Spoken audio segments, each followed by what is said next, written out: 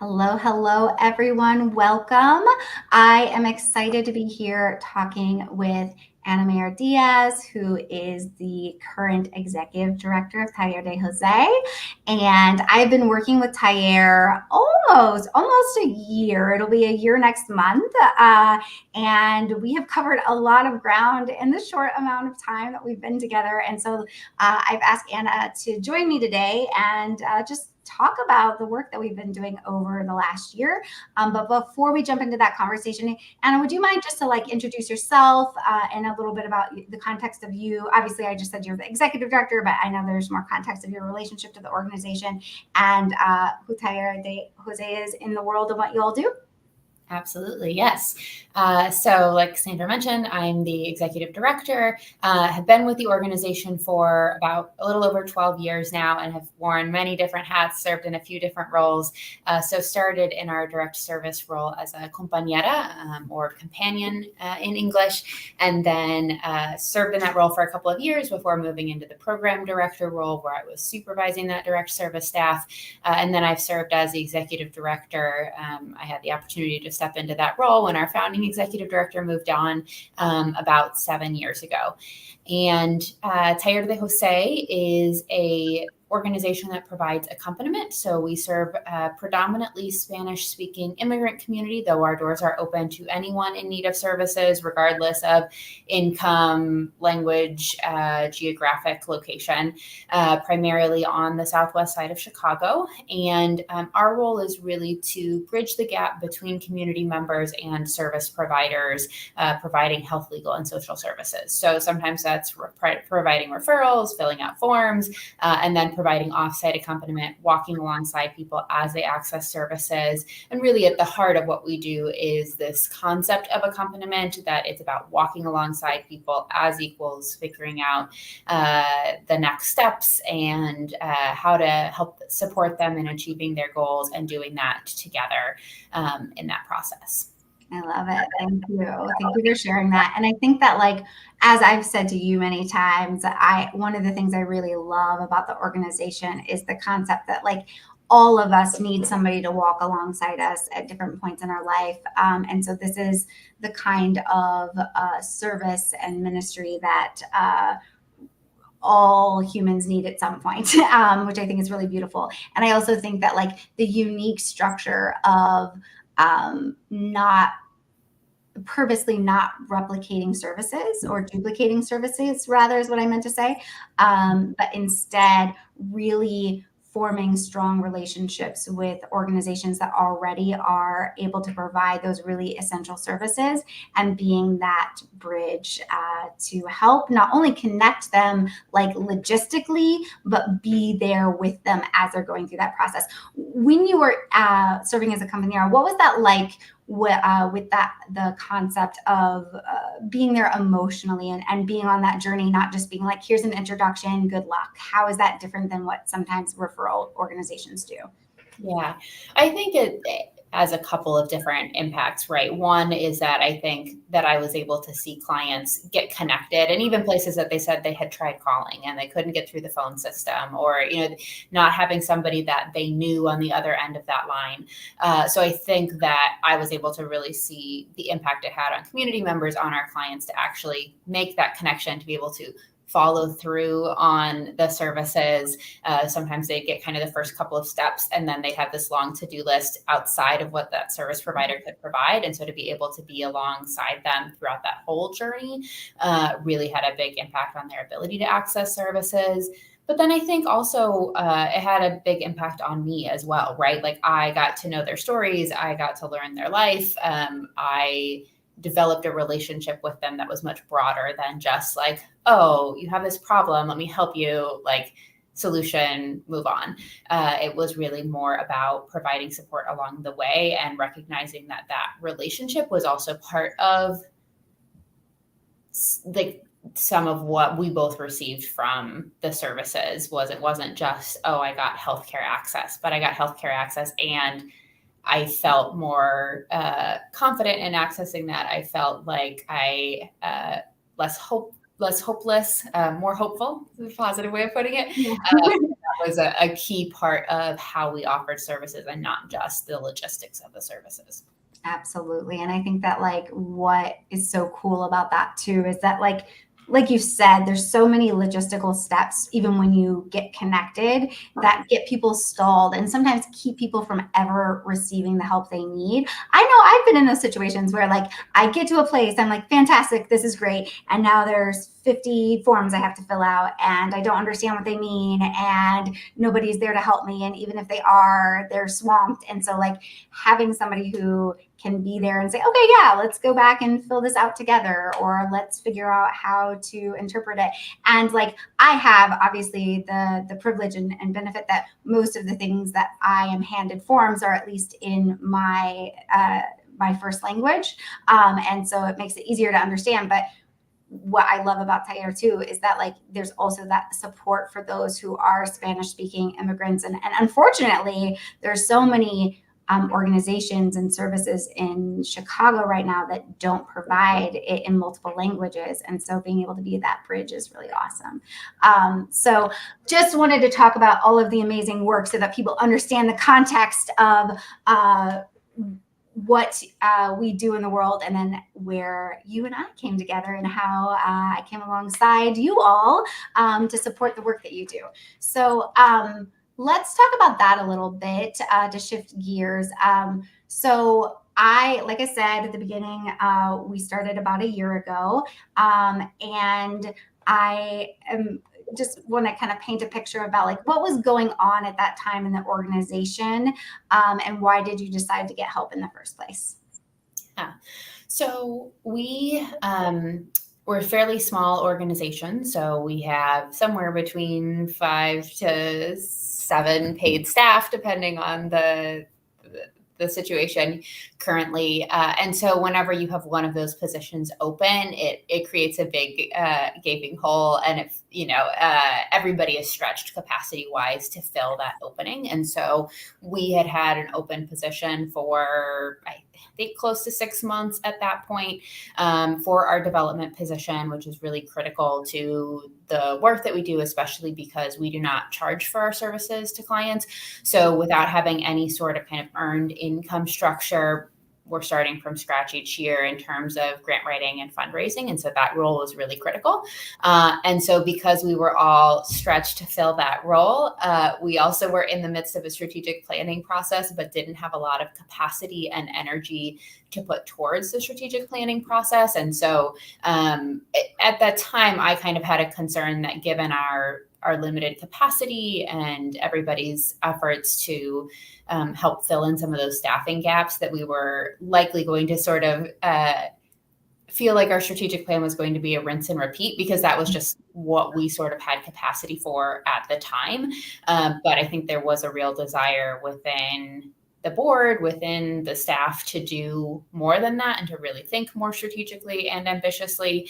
But we recognized that wasn't something that we had kind of the internal bandwidth for at the time. So. Yeah. And so as you realized you didn't have the internal bandwidth for that, like what was the process like for you discovering me, first of all, and then going through that process of deciding like, yes, this is the right fit, and deciding to bring me along for that? Yeah, absolutely. I think really the big driver of that is that I am connected with another executive director at another organization. I went to their benefit, and you had just helped them with their strategic plan. And that was something that they were sharing at the benefit. And it was a way that was really like energizing and exciting, and kind of getting everybody at the benefit on board about, this is where we're going as an organization. We want your support along the way. Like, we're really excited about kind of this ambitious strategy and vision that we see for the organization. And it was one of those like, oh, like I want that, like that, that sort of, it was both the vision of it as well as the way it was packaged and like able to be shared in a way that like worked at a benefit. Because oftentimes our strategic plans are like 7 different Excel documents and not something you're going to put on your benefit program, right? So I think that was that really was what first introduced me to you, because I then had a conversation with the executive director of that organization and was sharing some of just our challenges capacity wise to create something like that internally. And so she was then the person who connected us with you. And so I would say through those initial conversations, thinking through what that might look like. And I think then what sort of tipped the needle was that we recognized that we could work with you not only on strategic planning, but recognizing all that capacity, internal lack of internal capacity that I was just mentioning, that we could work with you in an operations function as well, to be thinking through how we could solve for some of those staffing gaps as well, and just kind of look organizationally at some of our operations as well.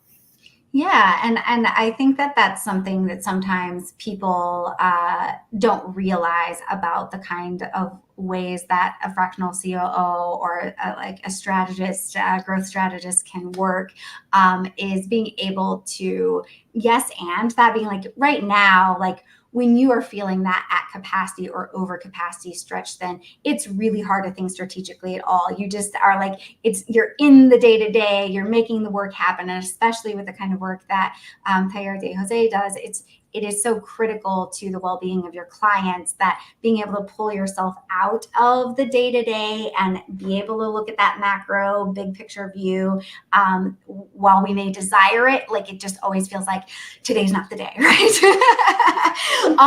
And so it was exciting to be able to come alongside you and see all of the beautiful potential and see the groundwork that the board and the staff had already done on strategic planning, and be able to use my unique abilities and talents to say, okay, these are all of the ways that we can really tap into this strength, or be able to use this unique resource and craft this strategic plan. But like you said, really, it's one thing to have somebody come in and create a plan. It's another to be able to implement that and really be able to zoom in and out between that big picture macro and the here and now. Because if you're mapping something out and this vision, but we don't have that roadmap from where we are today, it's going to be pretty hard to implement. And so being able to do that assessment, and that's something I do pretty regularly, even though people can bring me in just to do sort of that like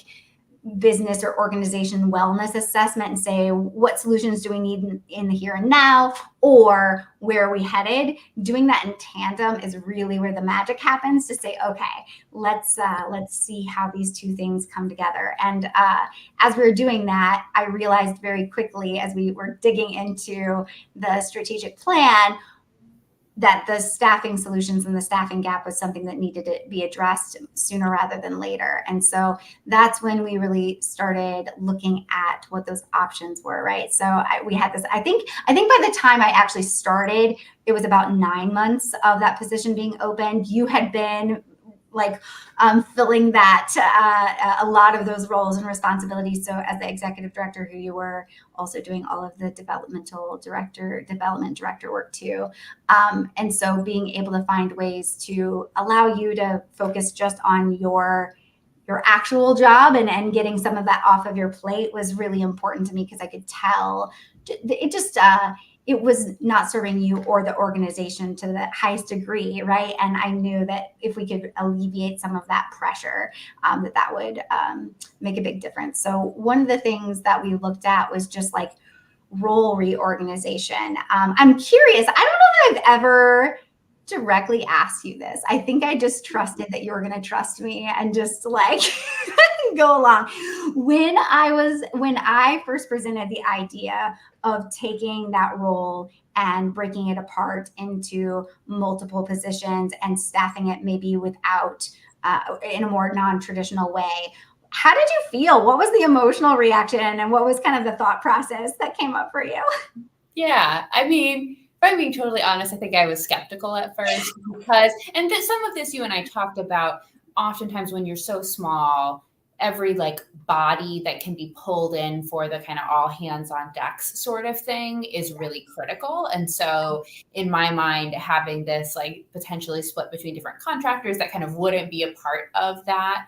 And I don't mean to say like, oh, just anybody will do. I didn't, but just like having staff that know the organization, that are on boots on the ground, kind of here on a day-to-day basis is what I meant. So I was pretty skeptical that having that kind of split into people that were pretty like, their work with Taller de Jose was just a fraction of their larger work, was something I was pretty skeptical about, because it was just pretty different from how we were used to covering those duties and covering that position.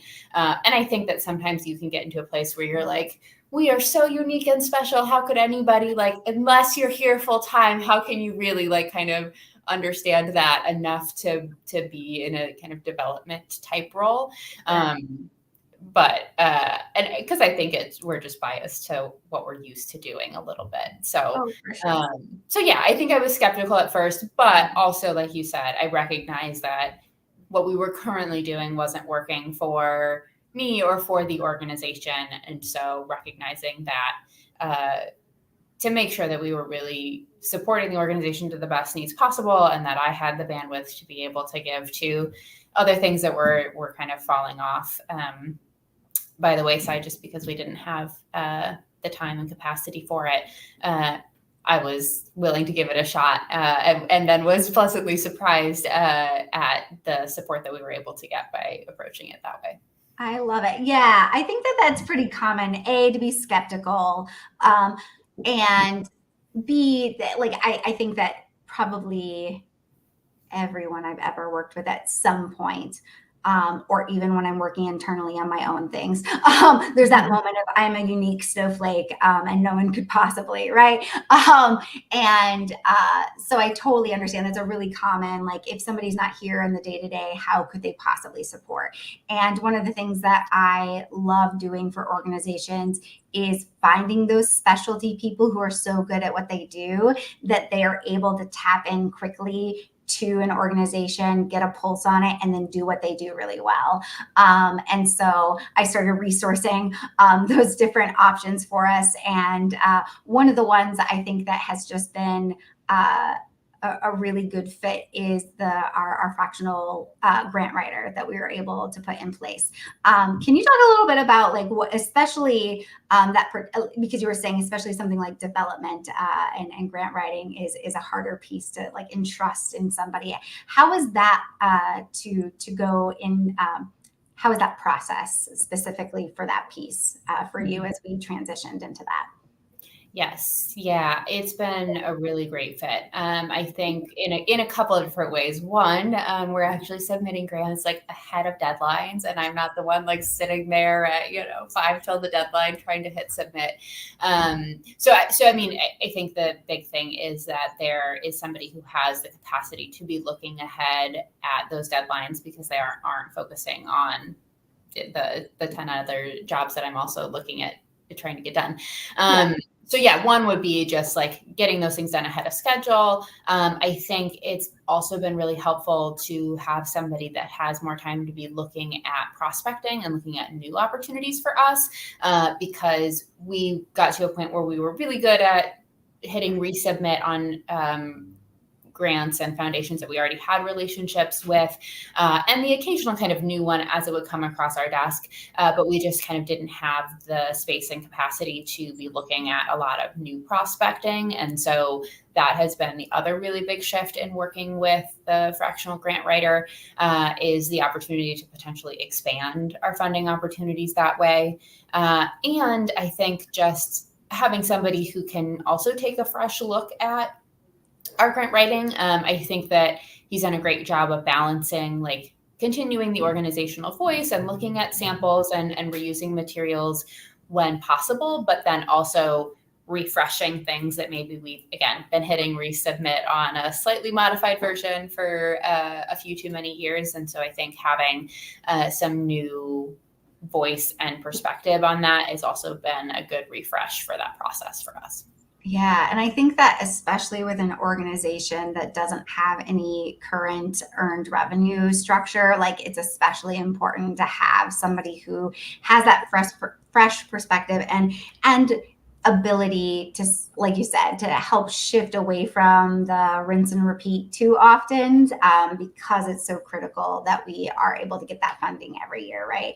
And I think that like one of the other things I remember about that particular solution is that you enjoy doing part of that work, right? And so, and this is really common again, where we have leaders who have a lot on their plate and it's hard to let go of something because it's actually a task that they really enjoy. Talk about what that was like to be like, oh, but this is something I want to be doing and I'm good at it even, right? But ultimately making the decision to get that off of your plate.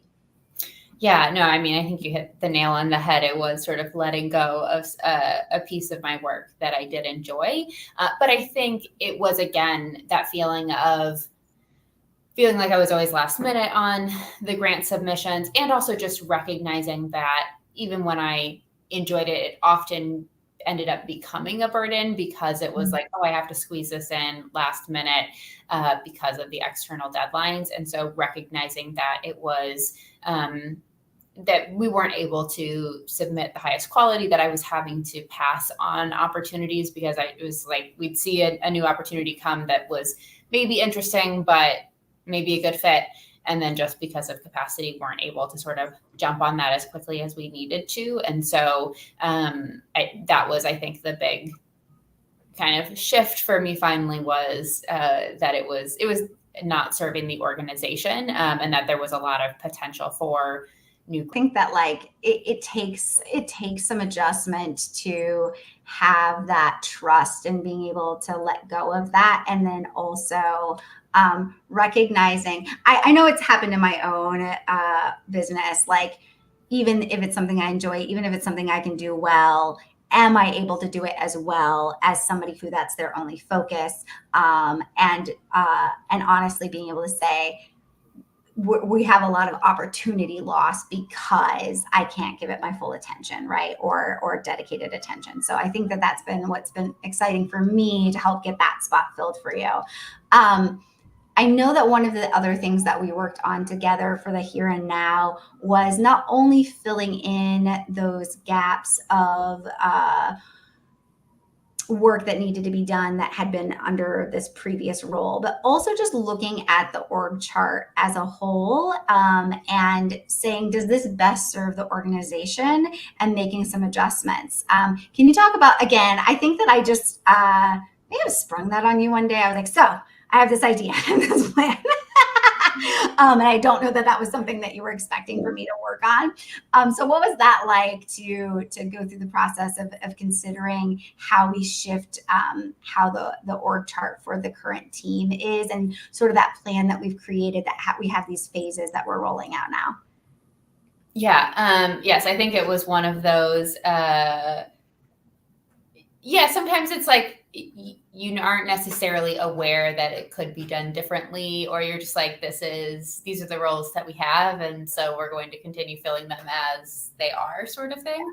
And I think that what I'm really excited about with the new org chart, and what really sold me on it, is I think both that I think it serves the organization well, but also that I think it really fosters greater leadership across the team. It provides opportunities for that, and something that is has always been a value of our organization, and within our founding principles, is this idea of shared leadership. And I think that our previous structure was pretty kind of hierarchical, and I think that this spreads out the leadership and responsibility in more ways across the organization. And so that's something that I'm really excited about. And then I think also having that kind of, it's again, that sort of sweet spot of, this is what works with the team that we have now, and the capacity and the funding that we have now. And also, like,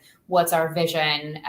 Could we, could we hire more people in the future? And looking at how that might grow and build out in a way that feels sustainable. And again, not like we're just kind of recreating another hierarchical structure, but continuing to build that opportunity for greater leadership and involvement across the organization. Yeah, I think that being able to create that balance, I think that it alleviates the pressure on any one position, and also allows, like you said, for there to be room for the vision of the growth of so we're able to create these new positions of leadership that not only serve what's happening today, but we can see how it's going to unfold, and those positions will evolve, and we're actually setting it up to create even more internal growth structures so that there's more leadership and more balance across the direct reports. And I think that that's one of the places that can be really tricky for any executive director, is just the nature and the structure of nonprofit, is that you're not only usually managing, especially when you have a small team, most of the team, if not all the team, reports directly to you. I've been in that spot before. And then you also have your responsibility of reporting to the board. But you also have, like most nonprofits, a board that relies back on you quite a bit for the day-to-day knowledge and the support. And so it ends up being this balance that you have to create there. So as we were looking at what we were able to reorganize off of the executive director's direct report, how has that helped alleviate for the day-to-day for you? Does that question make sense? Yeah. I think that it is. And again, this is one of those situations where it was like, it wasn't serving me and it wasn't serving others sort of thing, because we did have so many people as direct reports to my role. I think what made me sad is that then oftentimes those meetings were the first ones to get rescheduled, like check-ins with staff, or they were the ones that I, kind of ran out of bandwidth to be really prepared and engaged with. And that makes me really sad, because our team is the best part of the organization, right? And they're all so wonderful at their jobs and so great. And it pained me that they didn't then have the kind of management to be really engaged with them and to provide the type of support that I ideally would like to be able to provide. And so I think that then in the day-to-day, to be able to see that direct report and management move to somebody else on the team who's really able to support them well is a really great thing to see for the whole organization. And then also allows me, again, additional bandwidth for some of those things that were also falling off. It was always that trade-off, right? And so it's been great, I think, to see that adjustment. And we're still getting used to it in these first couple of a month or so of being in this kind of new structure. But it's been exciting to see that taking shape. Yeah, I remember how excited I was when I had the idea of how we could reorganize and be able to, I think we shifted four direct reports off of your original structure. Mm-hmm. Something like that. And being able to tap into the talent of the phenomenal women who already work there, right? It wasn't like we even had to go find other people. I was like, these people are already capable of this. And not only are they capable of supporting the other staff, but also, and the interns and the volunteers and all of those other pieces that we were reorganizing, how that report system worked, but also some of those other staffing gaps that were still open from that open position, right? So it was like, okay, some of this we're outsourcing and having some of this fractional support, but some of it is we can tap into the talents of the people that we have here and be able to create this temporary but some long-standing structure where some of your current staff could do two roles in a healthy way, right? And so being able to say, you're going to be able to do this direct staff or direct service work and take on these things that naturally match your skills and talents. And so that was probably one of the things I was most excited. And I was like, I can't wait to tell them, let's get it approved. Let's do the thing. And I am delighted that you got to sit down and be the one to have those conversations. But because I didn't even get to be in the room, because that was not how our timeline and everything worked out, I'm curious, what was it like to be in your seat, being able to share with our 3 staff members that we saw some beautiful potential in them to take on these bigger leadership roles? Yeah, it was really exciting. I think that the staff, for the most part, were really excited that because I think in the way that you suggested it, we really, like you said, tapped into people's natural skills and leanings. And so I think they saw this opportunity for growth in an area that they already felt confident in, that they felt that they had the skills, were really looking to grow in that way. And so there was a lot of excitement around that. I will say the first time I pitched it, it sort of came off as hey, how would you like to just do more work for this position? And so I got some feedback. I learned how to adjust that messaging to really be able to share that it wasn't just about we're adding more to your plate, but we're restructuring in a way that, again, like you said, allows you to take on new responsibilities in a healthy way, taking off some responsibilities and shifting some of that. And then I think that there was a lot of excitement around that.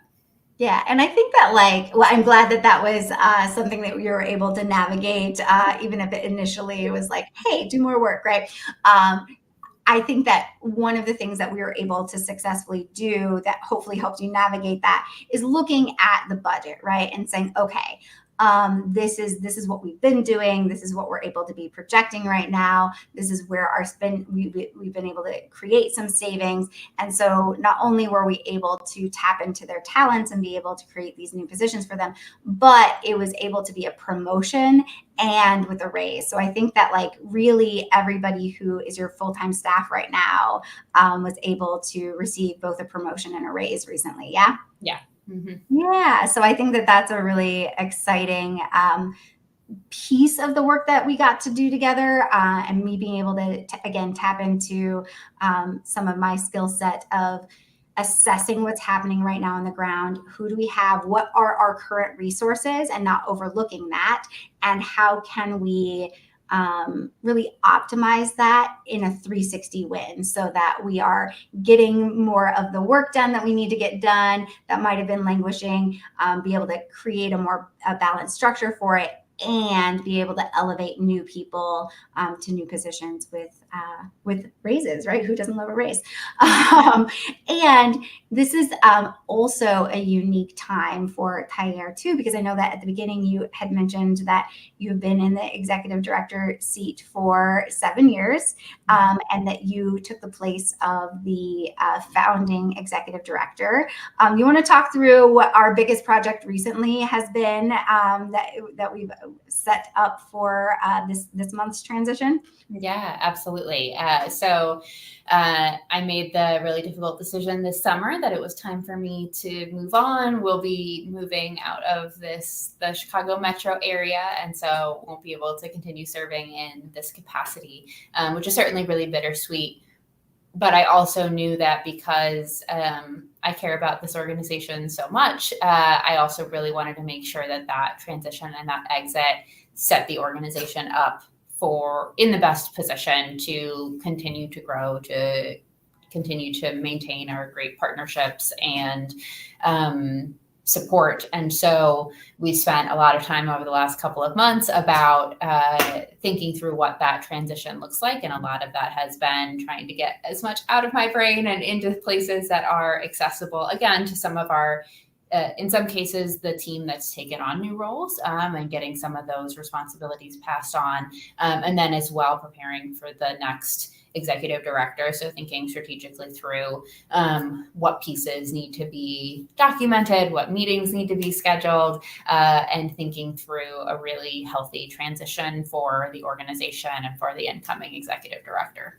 Yeah, and it was certainly not something that I was anticipating as I came into the organization at the end of last year. But luckily, because of my unique position in the organization and being in that operations leadership role, uh, able to be dynamic and say, okay, we have this transition now that's coming up, and being able to tap into my capabilities of being able to support that. And so that was, though not in my original sight line. There we go. That's the word I was looking for. It was fun to be able to pivot and help support you, because I knew that is a huge, big decision to be transitioning, and it creates a sort of a historical moment for the organization, that it will be the first time that we have hired for that position outside, right? So we had our founding executive director, and then you came up internally into that position. So it was a unique and new experience that the organization had to go through.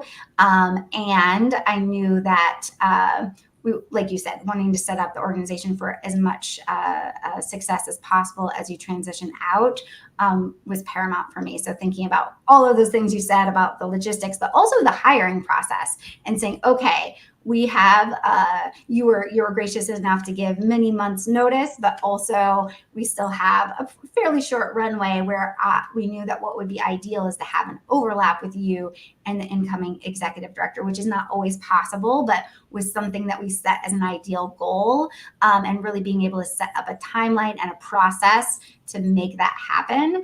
And I think that we were able to go from announcement of the position being open to offer, and that being accepted in like under 7 weeks, I think, which is like pretty phenomenal for a nonprofit to be able to kind of have that turnaround. Usually it takes like 6 to 9 months on average to find that right person. So I'm very glad that we were able to find that person who is going to be able to come in and lead the organization from here. What was it like to go through such a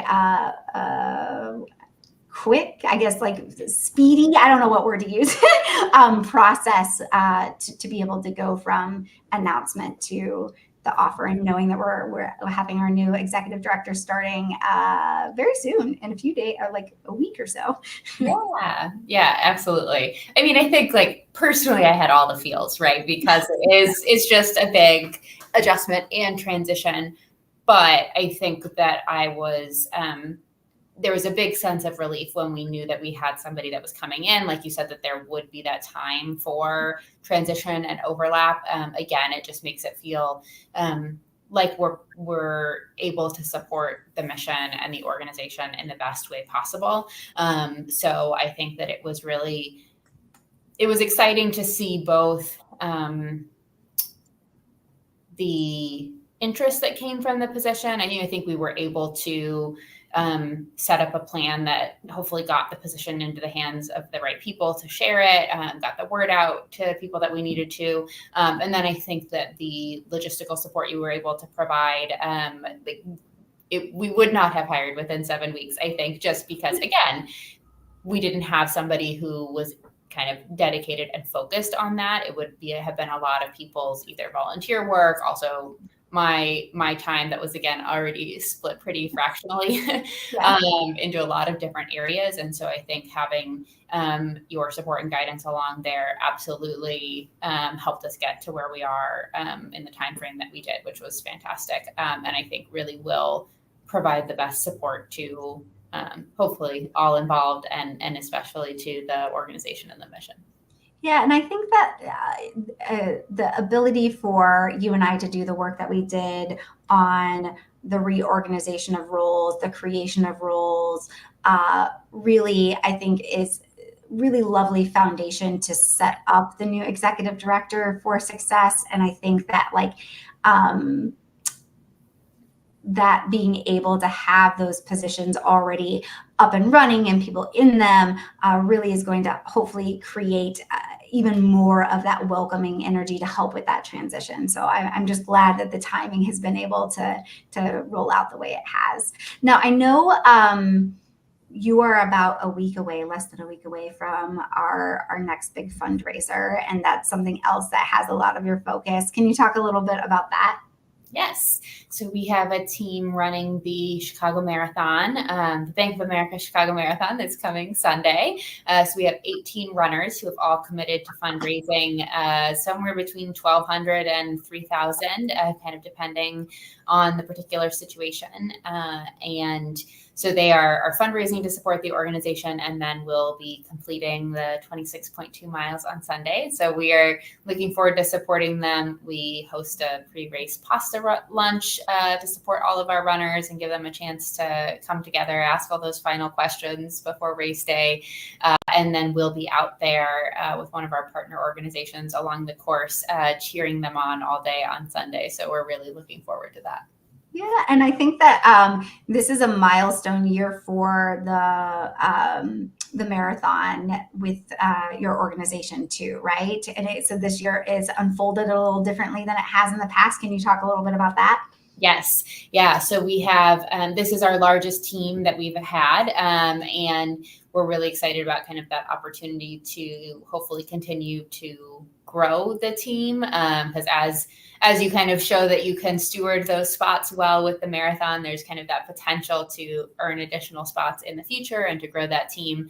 And it's always about making sure that our runners feel supported and connected to the mission. And hopefully they have a good experience to come back next year or send their family and friends our way.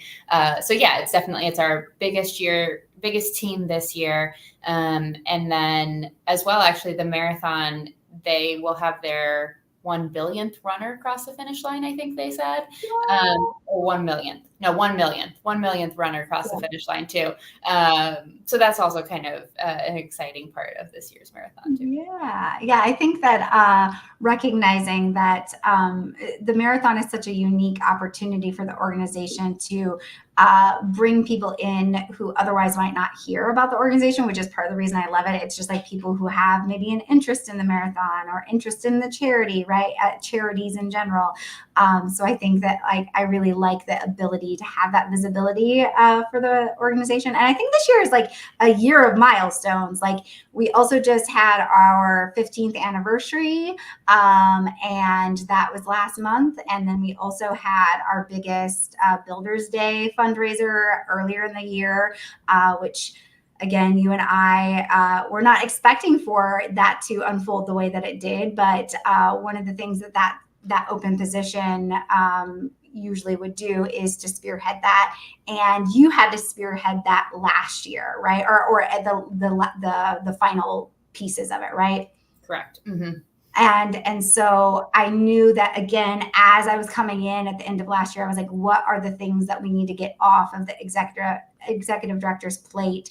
And handling the biggest fundraiser of the year felt like a thing that we should get off your plate.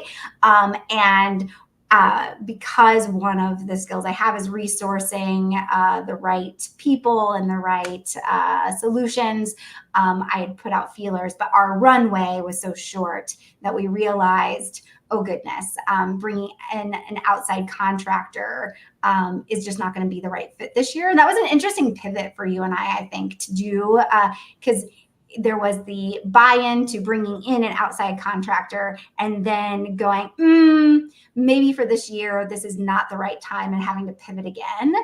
Can you talk a little bit about what it was like to navigate those decisions so quickly with me?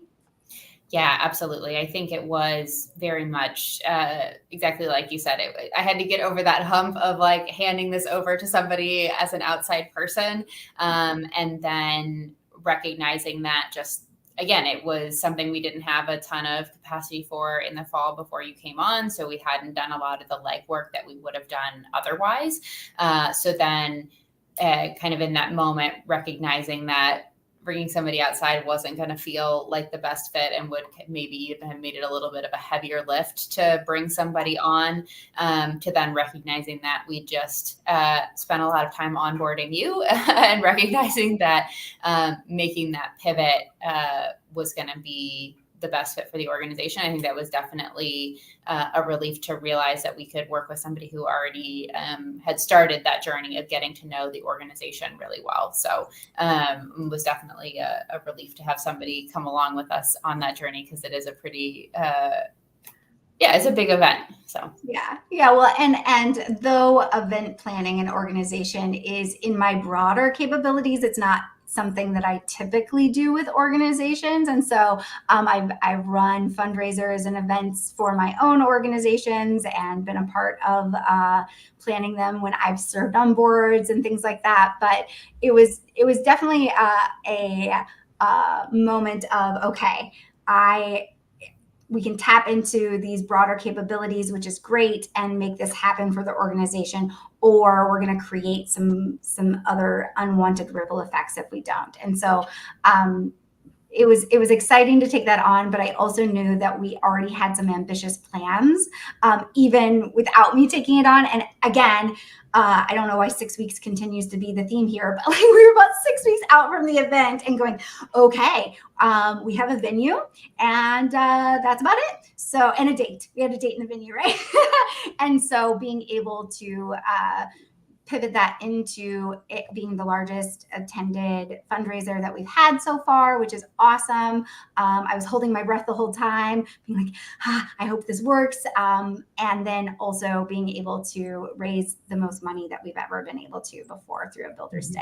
So that was really exciting. And also, it was a big challenge for the team. But I think that some of the things that we did a little bit differently this year is what I'm most excited about, of being able to bring in some systems and processes that will hopefully make next year's Builders Day even better, and let somebody else be at the helm of that, hopefully.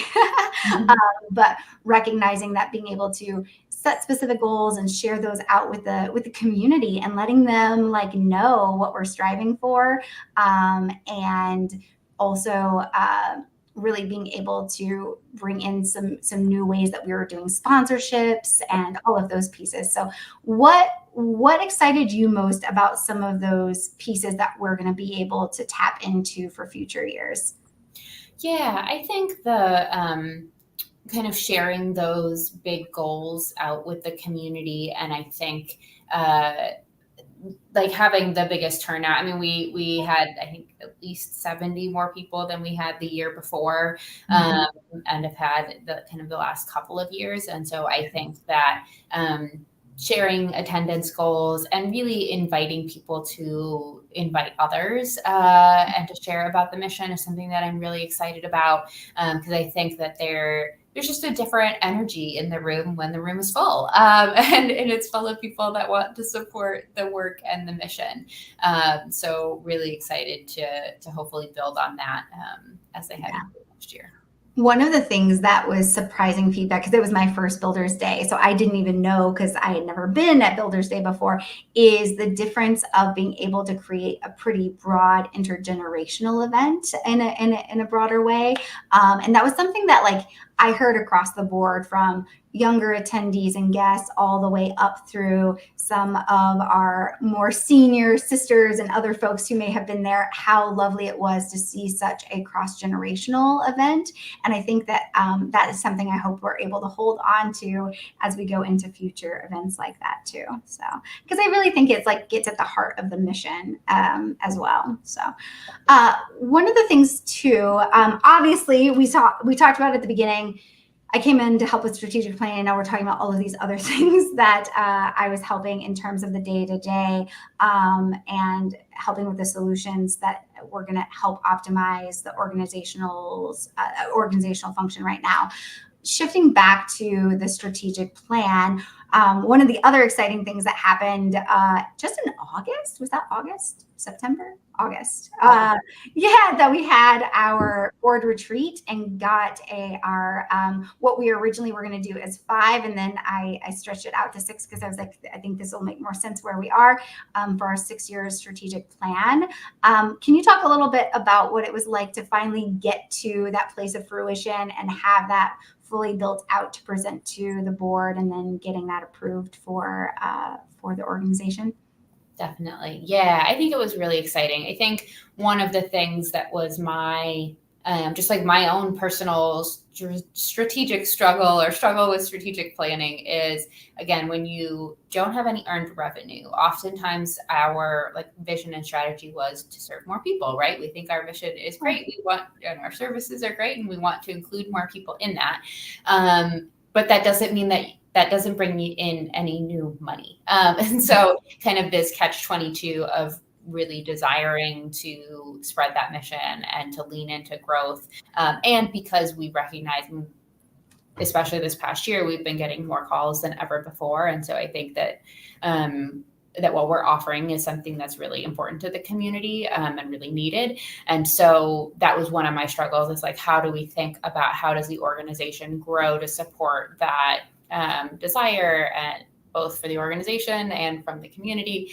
And so I think that the exciting piece about this strategic plan is that we also, like, for the first time with the plan, also included a 6-year budget. And so looking at how it's supported and kind of that roadmap of what that growth might look like, also from a budgetary standpoint, looking at how we can continue to grow opportunities for revenue for the organization, again, to support that growth of the mission. So that was really exciting to kind of finally see that in black and white, and to see the kind of the level of detail and extensiveness that went into that, that really supported the vision and the broad goals that the board had helped to develop. So. Yeah. And I think that what was really cool for me as that got approved is also doing that next step with the board at the retreat and spending time having them insert themselves into the vision and where they were going to be able to help support and implement. And I had no idea how that exercise was going to go. I just wanted to see what was standing out to them and where they thought their strengths and talents could contribute. And it was such a beautiful experience going around that room and hearing them share. And it was giving life to that plan in a whole new way, that I am just so excited for it to get actualized and be able to start implementing that even more. So that was super cool.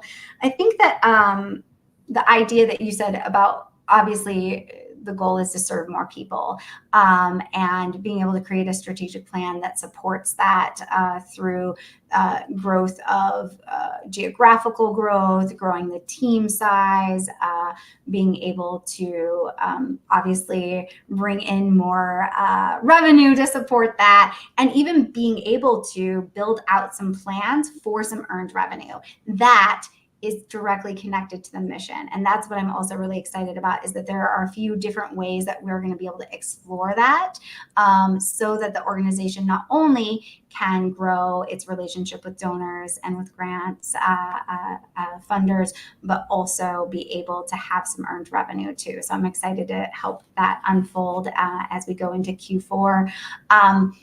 Another thing around being able to serve more people, though, is some of that has to do with the strategic planning. Some of that had to go back to some of the here and now again, right? Like, what is happening in the day-to-day that would allow for us to have more capacity? What are the things that are taking up time or making it more difficult for us to see as many clients as possible? And so we really worked on some like internal processes and structures that I think helped address that and made it easier for us to be able to see more clients even now. Are you able to talk to us a little bit about that process and what that was like to look at those solutions and start implementing there as well? Yeah, definitely. It's just also, as we're thinking about, I don't know, I apologize, but as we're thinking about systems and everything, I also just think about, like, so when I started 12 years ago, and I'm going to sound like an old lady, we were still using a paper calendar and like writing things in pencil and like erasing them when we needed to reschedule. So it just feels like from then until now is this like huge transformation. And then I think a lot of that has come in within this last year of really thinking about how we help make these systems work best for the staff, for the clients. And so it's a real joy as I'm leaving to kind of see that long-term growth. But in terms of the work that we've been able to do in terms of systems, I think that we have been able to work with as a team in terms of like communication structures, because a lot of that, kind of like you said, the work that we do with clients is so important that oftentimes that takes priority even over the ability to communicate with one another as a staff, which then unfortunately makes it more challenging to serve the clients because you're not able to communicate with each other as well. And so I think building in some guidelines and structures about how we communicate with one another, what gets communicated, what are the expectations around that, has been really helpful in terms of just the team feeling like we're better informed about what's happening, that we are able to ask the questions we need to when we need to, and get the responses that we need to when we need to. And then two, we've also made a shift. And again, it's one of those like, why didn't we think about this earlier? But we've been able to kind of make a shift to more standard appointment times, which really then allows us to build out from that. Whereas previously, we just had sort of these staggered appointments, which it was working okay, but I think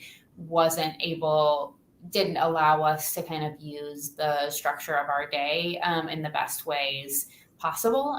So shifting how we do some of that scheduling in addition to how we're communicating with one another has just enabled us to standardize things across the board and to make sure that we're communicating better with clients and with each other and providing, I think, better services that way.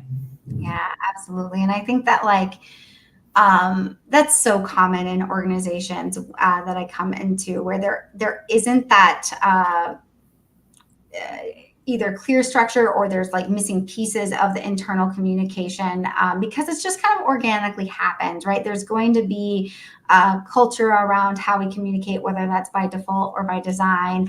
And also, we have built some of that on relationships that we have. And so sometimes I think that people have a hesitancy to shift that because they're afraid of what that will do to the relationship. And I realize that because Taller de Jose has such a close staff and cares so much about each other, I think that there was some fear or hesitancy about putting those parameters on what best serves each person and each individual.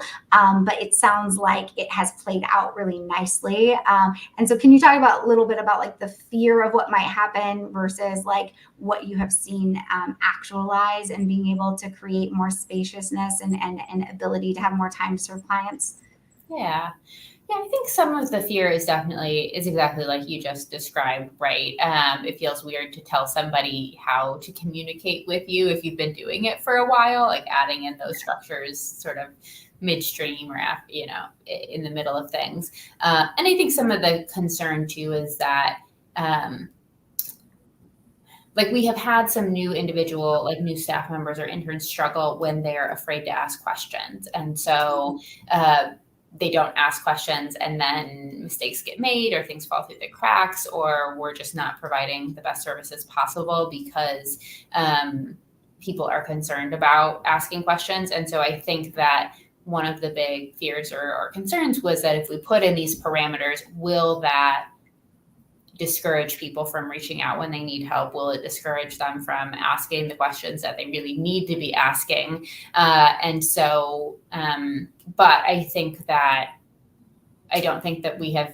I have not experienced that. I haven't heard that we've experienced that. And I don't think that that's happening. I think that instead it's giving people clearer parameters about when the questions happen and how those are communicated. And so it's been good to see that it hasn't kind of created that negative consequence where we're kind of swinging too far the other direction. So yeah, absolutely. I think that I recognize again that happens a lot in organizations, where it's like we want to make sure that we're really accessible and supporting people, and we want to make sure that we're able to minimize mistakes and those kinds of things. But we're also realizing that the structure helps people. Like they know then what is expected of them, and how to get the support that they need, because it's clearer and more outlined.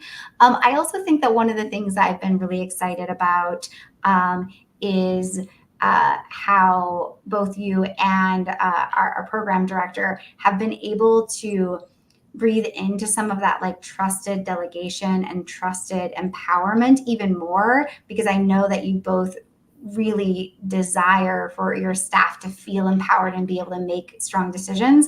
And I think that some of these internal structures around communication and resourcing information has helped some of that develop as well. But it also, I think, creates some of that, like, I think everything is going well because people are not coming to me with all of the questions, right? But I think that that's something that I see often happen in organizations, is that like there's a little bit of fear of not only are people not going to get the support, but the fear of not being in the know as the leader, and what if something might be going differently than planned or not as desired. How has that been, not just with some of the communication shifts, but just some of the other things that you have, I guess we systematically have like taken off of your plate and delegated to other people, and talk about what that's been like as a leader, because I think that happens to a lot of leaders, of like, how do I breathe into that like trusted delegation? Mm-hmm.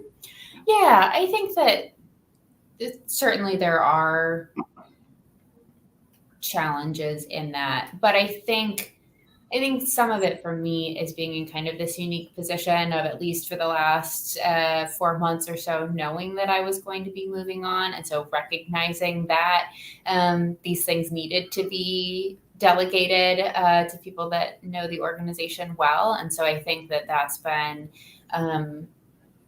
refreshing and reassuring to see that, and people growing into those roles and taking on those pieces it's giving me a greater sense of relief and reassurance that that those things are getting handled well, and that in many cases people are doing things better than I would have done myself, not just getting them done, but doing them better, that they have the bandwidth and time and energy to think about how to do them better and to improve them. So that's been really exciting to see.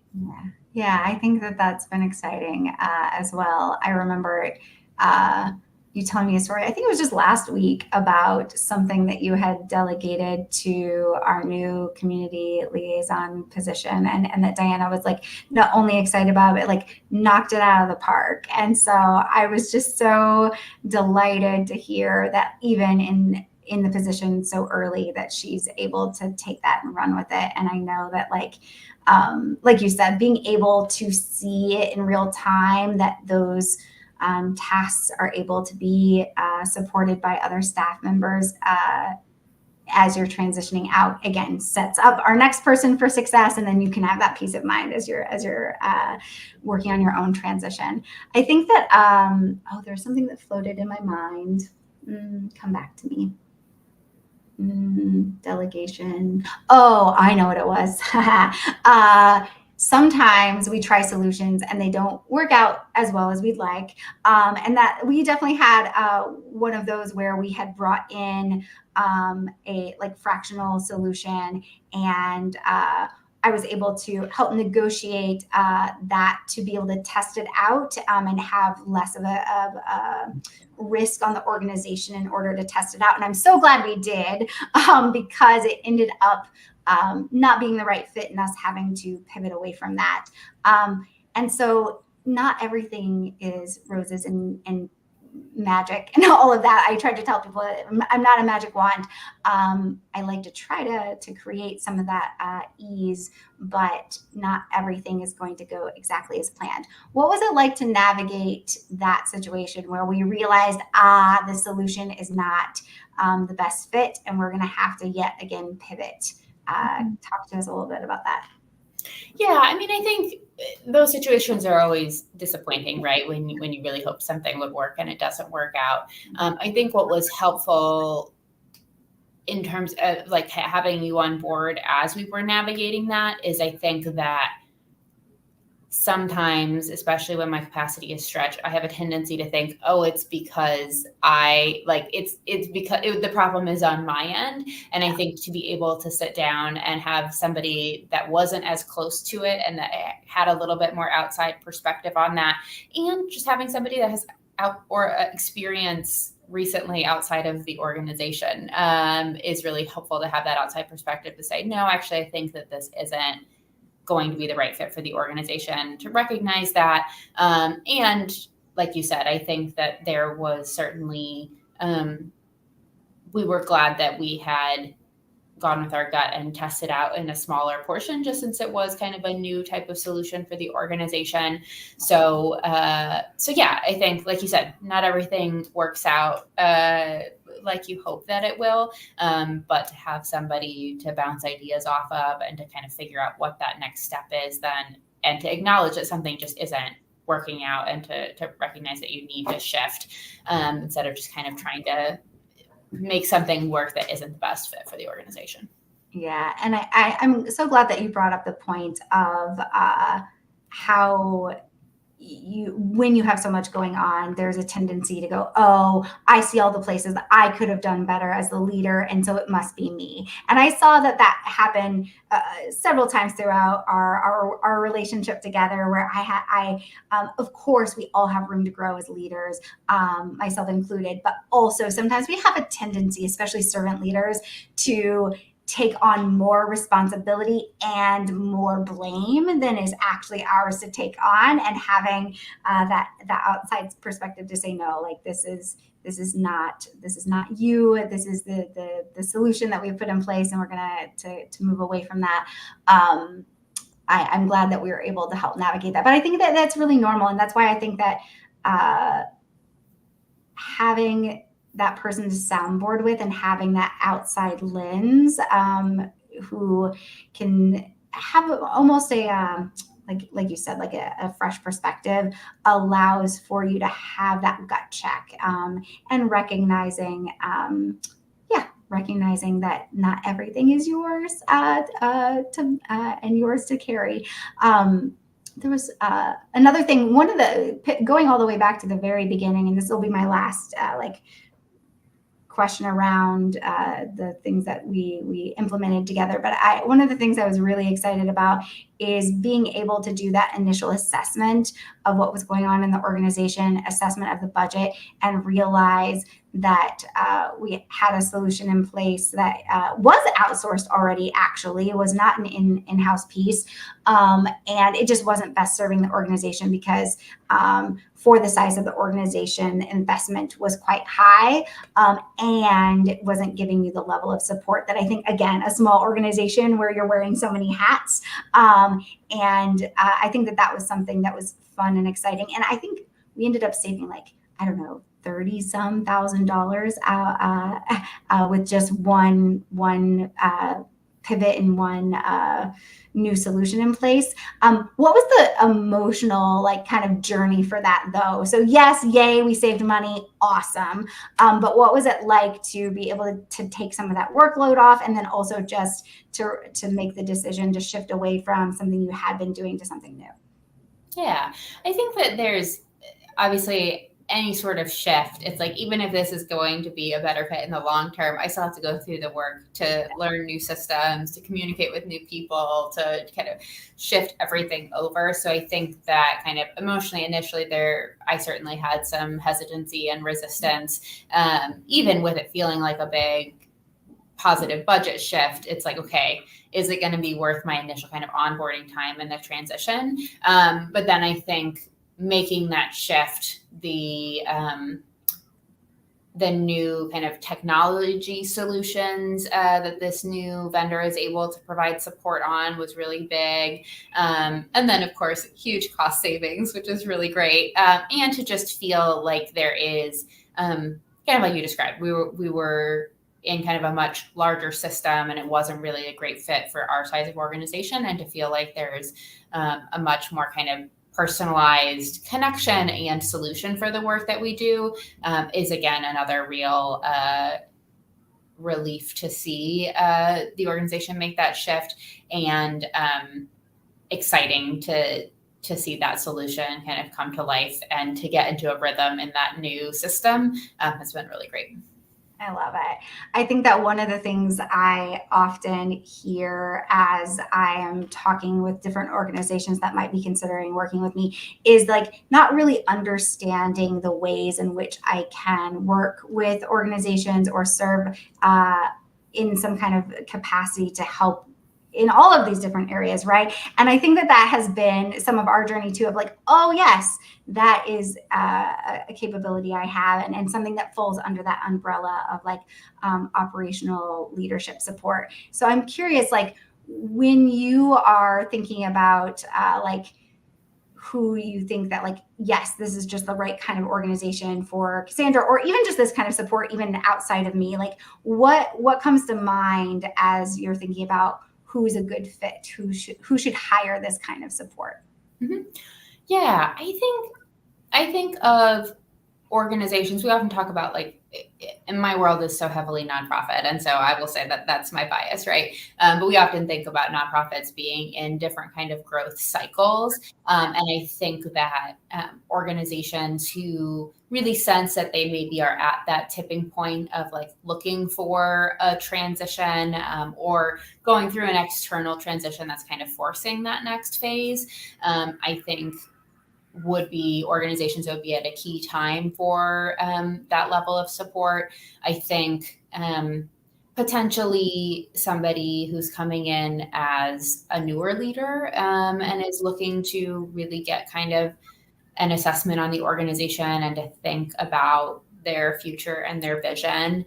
And I think organizations that are really willing to be honest and transparent about where they're at, right? Like we wouldn't have gotten at some of the changes that we made, because I think that's our tendency, right? Is that we want to present the best possible face of the organization, again, because we really believe in the mission and we want to do the best that we can, and we also want to be assets focused, which I think are all really good things, but I also think that you need both the assets and the strengths, and then also the acknowledgement of where some of the challenges are, to really be able to work with somebody and to come up with solutions that are going to work. I think that's a really good point. And that's again, we've talked about so many commonalities of like organizations that I work with, of like that fear of judgment, or fear of like somebody seeing behind the curtain, right? Of what's going on. And what I tell people is like, no matter what size organization I've worked with, multi 7-figure organizations that have been around for 20, 30 years, and they still have the same problems. They have the same issues. They have the same mess behind the curtain. And it's exactly what you said. It's like, how do we take the assets that we have and identify the places that we may have some gaps or need some support, and make those work in tandem. It's not about somebody coming in and judging. It's about saying, how can we make the most out of this and optimize so that we can better serve the mission, whether we're a for-profit or not-for-profit business. Like I very much care about working with businesses who are mission driven and care about making a difference in the world, regardless of business entity structure.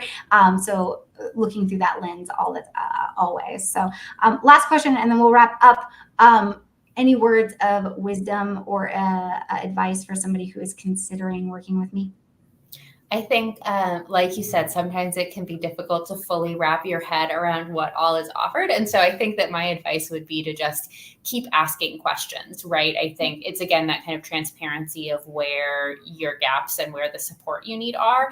And so I think to keep asking, like, does this fit in what you do? And I think that you are good about saying, like, yes, that is, let's figure out how to address that, or no, but I bet I can find somebody. And so I think that continuing to ask those questions, both in kind of the initial scoping and then throughout the time that they're working with you. Absolutely. And it's one of my favorite. I've said absolutely like 100 times in this conversation, I recognize as well. But apparently it's the word of the day. But I think that one of my favorite things is to be able to not only resource organizations with the systems and the people, so whether that's reorgs or hiring, but also with the right solution. So if it's not me, I have a wide network of people that I usually can tap into and or know the right places to go find those solutions. And so resourcing in all of those directions. So I'm glad that that has been a benefit with our work together. And I think we have been talking for quite a while, so I think it's probably time for us to wrap up. Thank you so much, Anna, for coming and chatting. I know that this in your last few weeks, I appreciate you taking the time to chat, and I'm excited to help you have a smooth transition out and ushering in our new ED. Thank you so much, Anna. Thank you. Really appreciate it. Yay.